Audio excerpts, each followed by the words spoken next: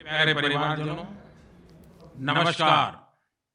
मन की बात में आपका एक बार फिर स्वागत है। ये एपिसोड ऐसे समय में हो रहा है जब पूरे देश में त्योहारों की उमंग है। आप सभी को आने वाले सभी त्योहारों की बहुत बहुत बधाइयाँ। साथियों, त्योहारों की इस उमंग के बीच दिल्ली की एक खबर से ही मैं मन की बात की शुरुआत करना चाहता हूँ। इस महीने की शुरुआत में गांधी जयंती के अवसर पर दिल्ली में खादी की रिकॉर्ड बिक्री हुई। यहाँ कॉर्नर प्लेस में एक ही खादी स्टोर में एक ही दिन में 1.5 करोड़ रुपए से ज्यादा का सामान लोगों ने खरीदा। इस महीने चल रहे खादी महोत्सव ने एक बार फिर बिक्री के अपने सारे पुराने रिकॉर्ड तोड़ दिए हैं। आपको एक और बात जानकर भी बहुत अच्छा लगेगा। 10 साल पहले देश में जहां खादी प्रोडक्ट्स की बिक्री बड़ी मुश्किल से 30,000 करोड़ रुपए से भी कम थी, अब ये बढ़कर 1.25 लाख करोड़ रुपए के आसपास पहुंच रही है। खादी की बिक्री बढ़ने का मतलब है इसका फायदा शहर से लेकर गांव तक में अलग अलग वर्गों तक पहुंचता है।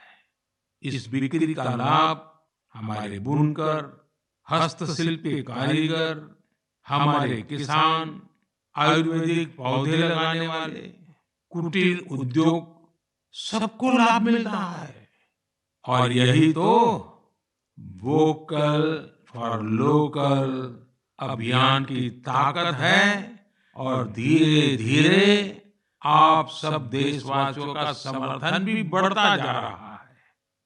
साथियों, आज मैं अपना एक और आग्रह आपके सामने दोहराना चाहता हूं, और बहुत ही आग्रह पूर्वक दोहराना चाहता हूं। जब भी आप पर्यटन पर जाएं, तीर्थाटन पर जाएं, तो वहां के स्थानीय कलाकारों के द्वारा बनाए गए उत्पादों को जरूर खरीदें।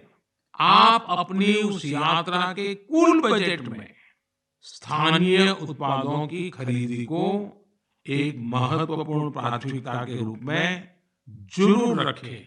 10% हो, 20% हो, जितना आपका बजट बैठता हो, लोकल पर जरूर खर्च करिएगा और वहीं पर खर्च कीजिएगा। साथियों, हर बार की तरह इस बार भी हमारे त्योहारों में हमारी प्राथमिकता हो वोकल फॉर लोकल, और हम मिलकर उस सपने को पूरा करें। हमारा सपना है आत्मनिर्भर भारत। इस बार ऐसे प्रोडक्ट से ही घर को रोशन करें जिससे मेरे किसी देशवासी के पसीने की महक हो, मेरे देश के किसी युवा का टैलेंट हो, उसके बनने में मेरे देशवासियों को रोजगार मिला हो, रोजमर्रा की जिंदगी की कोई भी आवश्यकता हो, हम लोकल ही लेंगे।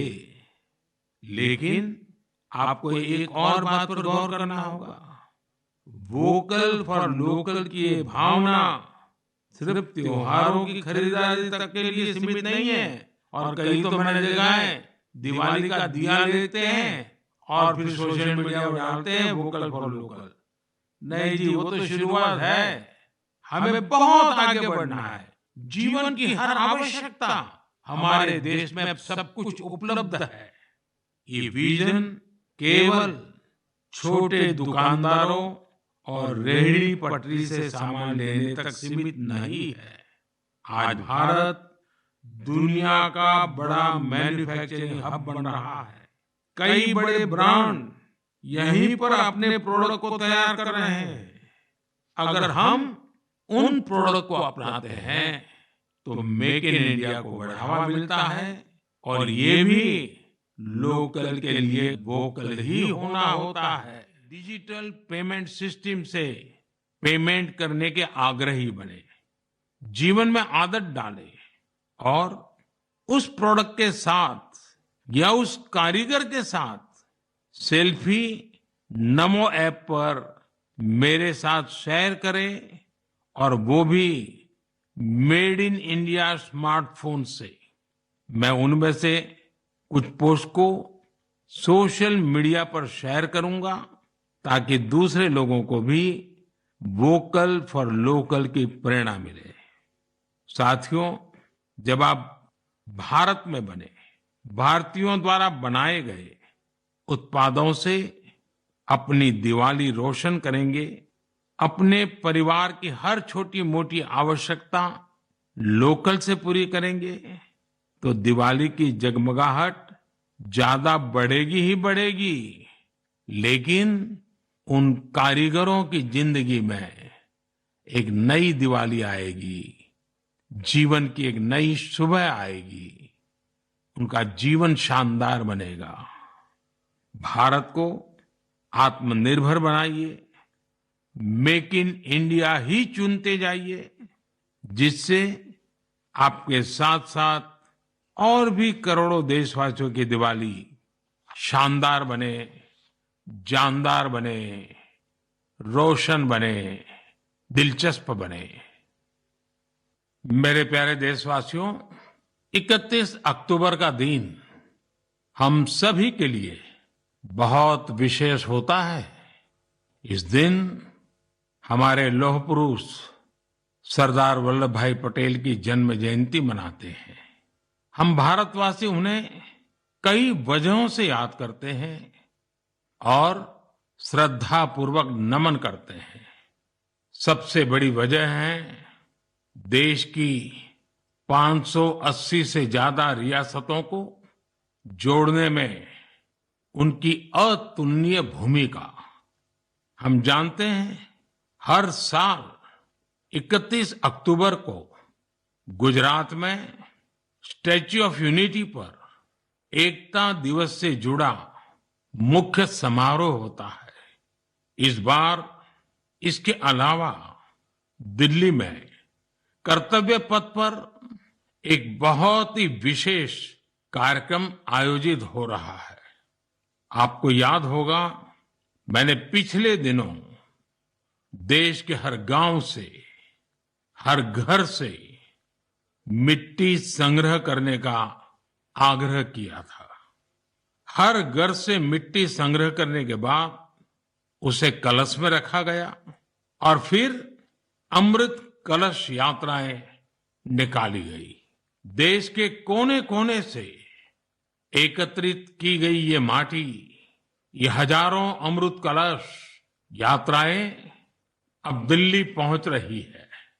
यहां दिल्ली में उस मिट्टी को एक विशाल भारत कलश में डाला जाएगा और इसी पवित्र मिट्टी से दिल्ली में अमृत वाटिका का निर्माण होगा। यह देश की राजधानी के हृदय में अमृत महोत्सव की भव्य विरासत के रूप में मौजूद रहेगी। 31 अक्टूबर को ही देश भर में पिछले 2.5 साल से चल रहे आजादी के अमृत महोत्सव का समापन होगा। आप सभी ने मिलकर इसे दुनिया में सबसे लंबे समय तक चलने वाले महोत्सव में से एक बना दिया। अपने सेनानियों का सम्मान हो या फिर हर घर तिरंगा, आजादी के अमृत महोत्सव में लोगों ने अपने स्थानीय इतिहास को एक नई पहचान दी है। इस दौरान सामुदायिक सेवा की भी अद्भुत मिसाल देखने को मिली है। साथियों, मैं आज आपको एक और खुशखबरी सुना रहा हूं, और विशेष करके मेरे नौजवान बेटे बेटियों को, जिनके दिलों में देश के लिए कुछ करने का जज्बा है, सपने हैं, संकल्प है। ये खुशखबरी देशवासियों के लिए तो है ही है। मेरे नौजवान साथियों, आपके लिए सविशेष है। 2 दिन बाद ही 31 अक्टूबर को एक बहुत बड़े राष्ट्रव्यापी संगठन की नींव रखी जा रही है। और वो भी सरदार साहब की जन्म जयंती के दिन। इस संगठन का नाम है मेरा युवा भारत, यानी माय भारत। माय भारत संगठन भारत के युवाओं को राष्ट्र निर्माण के विभिन्न आयोजनों में अपनी सक्रिय भूमिका भारत के निर्माण में भारत की युवा शक्ति को एकजुट करने का एक अनोखा प्रयास है। मेरा युवा भारत की वेबसाइट माय भारत भी शुरू होने वाली है। मैं युवाओं से आग्रह करूंगा, बार बार आग्रह करूंगा कि आप सभी मेरे देश के नौजवान, आप सभी मेरे देश के बेटे बेटी mybharat.gov.in पर रजिस्टर करें और विभिन्न कार्यक्रम के लिए साइन अप करें। 31 अक्टूबर को पूर्व प्रधानमंत्री श्रीमती इंदिरा गांधी जी की पुण्यतिथि भी है। मैं उन्हें भी भावभीनी श्रद्धांजलि अर्पित करता हूं। मेरे परिवारजनों, हमारा साहित्य, लिटरेचर एक भारत श्रेष्ठ भारत की भावना को प्रगाढ़ करने के सबसे बेहतरीन माध्यमों से एक है। मैं आपके साथ तमिलनाडु की गौरवशाली विरासत से जुड़े दो बहुत ही प्रेरक प्रयासों को साझा करना चाहता हूं। मुझे तमिल की प्रसिद्ध लेखिका बहन शिवशंकरी जी के बारे में जानने का अवसर मिला है। उन्होंने एक प्रोजेक्ट किया है, नीट इंडिया थ्रू लिटरेचर। इसका मतलब है साहित्य से देश को एक धागे में पिरोना और जोड़ना। वे इस प्रोजेक्ट पर बीते 16 सालों से काम कर रही है। इस प्रोजेक्ट के जरिए उन्होंने 18 भारतीय भाषाओं में लिखे साहित्य का अनुवाद किया है। उन्होंने कई बार कन्याकुमारी से कश्मीर तक और इम्फाल से जैसलमेर तक देश भर में यात्राएं की, ताकि अलग अलग राज्यों के लेखकों और कवियों के इंटरव्यू कर सके। शिवशंकरी जी ने अलग अलग जगहों पर अपनी यात्रा की, ट्रैवल कमेंट्री के साथ उन्हें पब्लिश किया है। ये तमिल और अंग्रेजी दोनों भाषाओं में है। इस प्रोजेक्ट में 4 बड़े वॉल्यूम्स हैं और हर वॉल्यूम भारत के अलग अलग हिस्से को समर्पित है। मुझे उनकी इस संकल्प शक्ति पर गर्व है। साथियों, कन्याकुमारी के थिरु A.K. पेरुमल जी का काम भी बहुत प्रेरित करने वाला है। उन्होंने तमिलनाडु के ये जो स्टोरी टेलिंग ट्रेडिशन है, उसको संरक्षित करने का सराहनीय काम किया है। वे अपने इस मिशन में पिछले 40 सालों से जुटे हैं। इसके लिए वे तमिलनाडु के अलग अलग हिस्सों में ट्रैवल करते हैं और फोक आर्ट फोरम्स को खोजकर उसे अपनी बुक का हिस्सा बनाते हैं। आपको जानकर आश्चर्य होगा कि उन्होंने अब तक ऐसी करीब 100 किताबें लिख डाली हैं। इसके अलावा पेरुमल जी का एक और भी पैशन है। तमिलनाडु के टेम्पल कल्चर के बारे में रिसर्च करना उन्हें बहुत पसंद है। उन्होंने लेदर पपेट्स पर भी काफी रिसर्च की है, जिसका लाभ वहां के स्थानीय लोक कलाकारों को हो रहा है। शिवशंकरी जी और A.K. पेरुमल जी के प्रयास हर किसी के लिए एक मिसाल है। भारत को अपनी संस्कृति को सुरक्षित करने वाले ऐसे हर प्रयास पर गर्व है, जो हमारी राष्ट्रीय एकता को मजबूती देने के साथ ही देश का नाम, देश का मान सब कुछ बढ़ाए। मेरे परिवारजनों, आने वाले 15 नवंबर को पूरा देश जनजातीय गौरव दिवस मनाएगा। ये विशेष दिन भगवान बिरसा मुंडा की जन्म जयंती से जुड़ा है। भगवान बिरसा मुंडा हम सबके हृदय में बसे हैं। सच्चा साहस क्या है और अपनी संकल्प शक्ति पर अड़िग रहना किसे कहते हैं, ये हम उनके जीवन से सीख सकते हैं। उन्होंने विदेशी शासन को कभी स्वीकार नहीं किया। उन्होंने ऐसे समाज की परिकल्पना की थी जहां अन्याय के लिए कोई जगह नहीं थी। वे चाहते थे कि हर व्यक्ति को सम्मान और समानता का जीवन मिले। भगवान बिरसा मुंडा ने प्रकृति के साथ सद्भाव से रहना, इस पर भी हमेशा जोर दिया। आज भी हम देख सकते हैं कि हमारे आदिवासी भाई बहन प्रकृति की देखभाल और उसके संरक्षण के लिए हर तरह से समर्पित है। हम सबके लिए हमारे आदिवासी भाई बहन का ये काम बहुत बड़ी प्रेरणा है। साथियों, कल यानी 30 अक्टूबर को गोविंद गुरु जी की पुण्यतिथि भी है। हमारे गुजरात और राजस्थान के आदिवासी और वंचित समुदायों के जीवन में गोविंद गुरु जी का बहुत विशेष महत्व रहा है। गोविंद गुरु जी को भी मैं अपनी श्रद्धांजलि अर्पित करता हूं। नवंबर महीने में हम मानगढ़ नरसंहार की बरसी भी मनाते हैं। मैं उस नरसंहार में शहीद मां भारती की सभी संतानों को नमन करता हूं। साथियों, भारतवर्ष में आदिवासी योद्धाओं का समृद्ध इतिहास रहा है।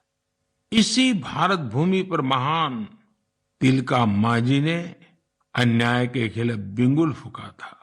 इसी धरती से सिद्धो कान्हू ने समानता की आवाज उठाई। हमें गर्व है कि जन योद्धा टंट्या भील ने हमारी धरती पर जन्म लिया। हम शहीद वीर नारायण सिंह को पूरी श्रद्धा के साथ याद करते हैं, जो कठिन परिस्थितियों में अपने लोगों के साथ खड़े रहे। वीर रामजी गोंड हो, वीर गुंडा धूर हो, भीमा नायक हो, उनका साहस आज भी हमें प्रेरित करता है। अल्लूरी सीताराम राजू ने आदिवासी भाई बहनों में जो अलग जगाई, उसे देश आज भी याद करता है। नॉर्थ ईस्ट में कियांग नोबांग और रानी गाइदिन्ल्यू जैसे स्वतंत्रता सेनानियों से भी हमें काफी प्रेरणा मिलती है।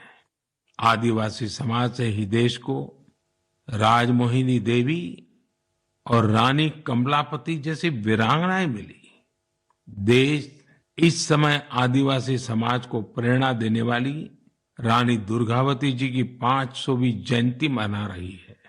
मैं आशा करता हूं कि देश के अधिक से अधिक युवा अपने क्षेत्र की आदिवासी विभूतियों के बारे में जानेंगे और उनसे प्रेरणा लेंगे। देश अपने आदिवासी समाज का कृतज्ञ है, जिन्होंने राष्ट्र के स्वाभिमान और उत्थान को हमेशा सर्वोपरि रखा है। मेरे प्यारे देशवासियों, त्योहारों के इस मौसम में इस समय देश में स्पोर्ट्स का भी परचम लहरा रहा है। पिछले दिनों एशियन गेम्स के बाद पैरा एशियन गेम्स में भी भारतीय खिलाड़ियों ने जबरदस्त कामयाबी हासिल की है। इन खेलों में भारत ने 111 मेडल जीतकर एक नया इतिहास रच दिया है। मैं पैरा एशियन गेम्स में हिस्से लेने वाले सभी एथलीट्स को बहुत बहुत बधाई देता हूं। साथियों, मैं आपका ध्यान special Olympics world summer games की ओर भी ले जाना चाहता हूं। इसका आयोजन बर्लिन में हुआ था। ये प्रतियोगिता हमारे इंटेलेक्चुअल डिसेबिलिटीज वाले एथलीटों की अद्भुत क्षमता को सामने लाती है। इस प्रतियोगिता में भारतीय दल ने 75 गोल्ड मेडल सहित 200 पदक जीते। रोलर स्केटिंग हो, बीच वॉलीबॉल हो, फुटबॉल हो या लॉन टेनिस, भारतीय खिलाड़ियों ने मेडल्स की झड़ी लगा दी। इन पदक विजेताओं की लाइफ जर्नी काफी इंस्पायरिंग रही है। हरियाणा के रणवीर सैनी ने गोल्फ में गोल्ड मेडल जीता है। बचपन से ही ऑटिज्म से जूझ रहे रणवीर के लिए कोई भी चुनौती गोल्फ को लेकर उनके जुनून को कम नहीं कर पाई। उनकी मां तो यहां तक कहती हैं कि रणवीर की वजह से परिवार में आज सब गोल्फर बन गए हैं। पुडुचेरी के 16 साल के टी विशाल ने 4 मेडल जीते। गोवा की सिया सरोदे ने पावर लिफ्टिंग में 2 गोल्ड मेडल सहित 4 पदक अपने नाम किए। 9 साल की उम्र में अपनी मां को खोने के बाद भी उन्होंने खुद को निराश नहीं होने दिया। छत्तीसगढ़ के दुर्ग के रहने वाले अनुराग प्रसाद ने पावर लिफ्टिंग में 3 गोल्ड और 1 सिल्वर मेडल जीता है। ऐसी ही प्रेरक गाथा झारखंड के इंदु प्रकाश की है, जिन्होंने साइकिलिंग में 2 मेडल जीते हैं। बहुत ही साधारण परिवार से आने के बावजूद इंदु ने गरीबी को कभी अपनी सफलता के सामने दीवार नहीं बनने दिया।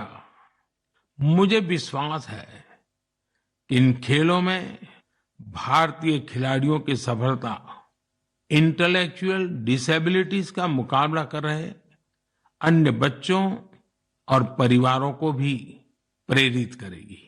मेरी आप सबसे भी प्रार्थना है, आपके गांव में, आपके गांव के अगल बगल में ऐसे बच्चे जिन्होंने इस खेलकूद में हिस्सा लिया है या विजयी हुए हैं, आप सपरिवार उनके साथ जाइए, उनको बधाई दीजिए और कुछ पल उन बच्चों के साथ बिताइए।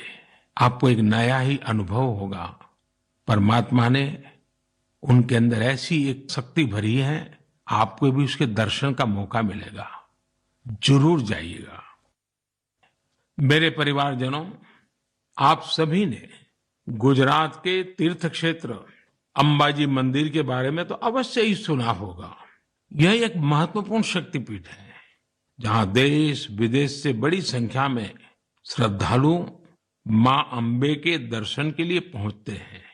यहाँ गब्बर पर्वत के रास्ते में आपको विभिन्न प्रकार की योग मुद्राओं और आसनों की प्रतिमाएं दिखाई देगी। क्या आप जानते हैं कि इन प्रतिमाओं की खास क्या बात है?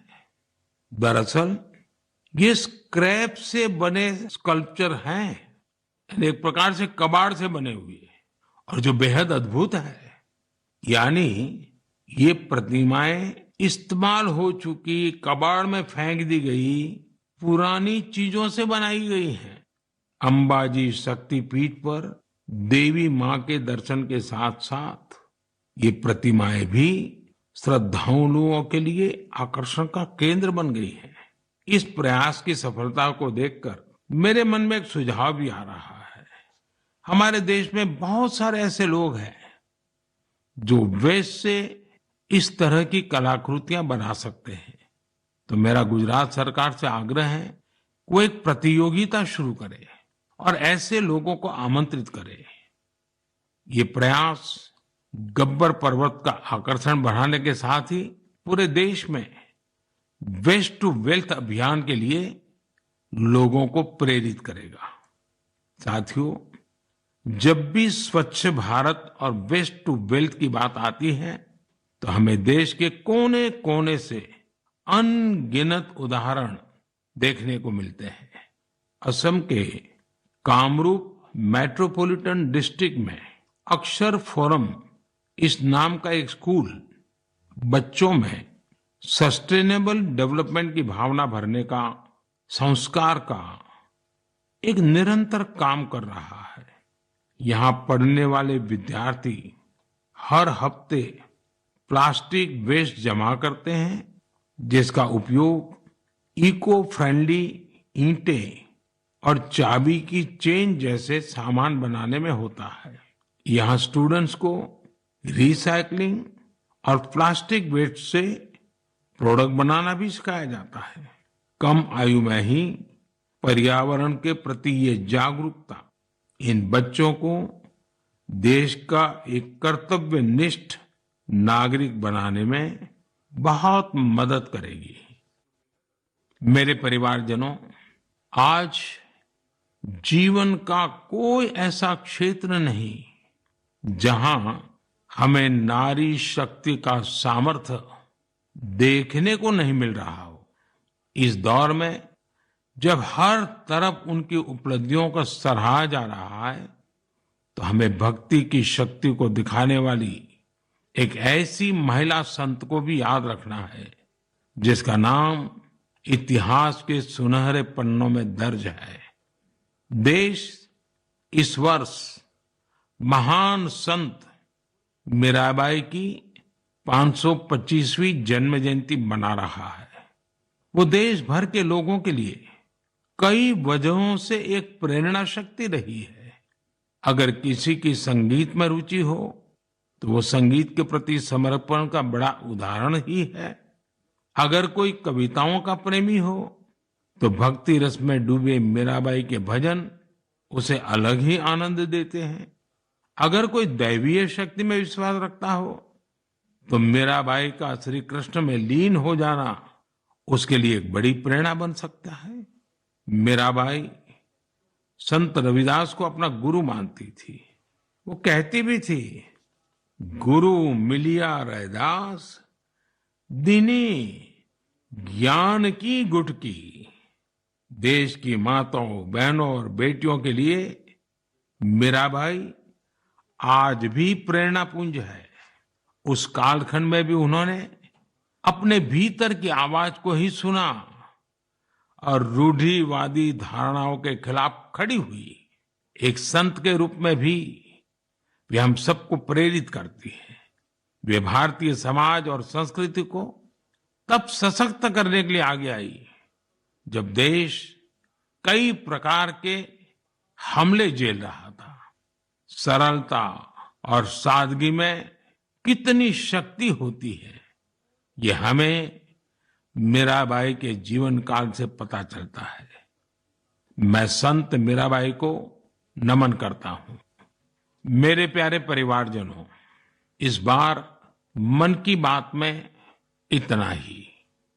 आप सबके साथ होने वाला हर संवाद मुझे नई ऊर्जा से भर देता है। आपके संदेशों में उम्मीद और पॉजिटिविटी से जुड़ी सैकड़ों गाथाएं मुझ तक पहुंचती रहती है। मेरा फिर से आपसे आग्रह है, आत्मनिर्भर भारत अभियान पर बल दें, स्थानीय उत्पाद खरीदें, लोकल के लिए वोकल बने। जैसे आप अपने घरों को स्वच्छ रखते हैं, वैसे ही अपने मोहल्ले और शहर को स्वच्छ रखें। और आपको पता है, 31 अक्टूबर सरदार साहब की जयंती देश एकता के दिवस के रूप में मनाती है। देश के अनेक स्थानों पर रन फॉर यूनिटी के कार्यक्रम होते हैं। आप भी 31 अक्टूबर को रन फॉर यूनिटी के कार्यक्रम को आयोजित करें। बहुत बड़ी मात्रा में आप भी जुड़े, एकता के संकल्प को मजबूत करें।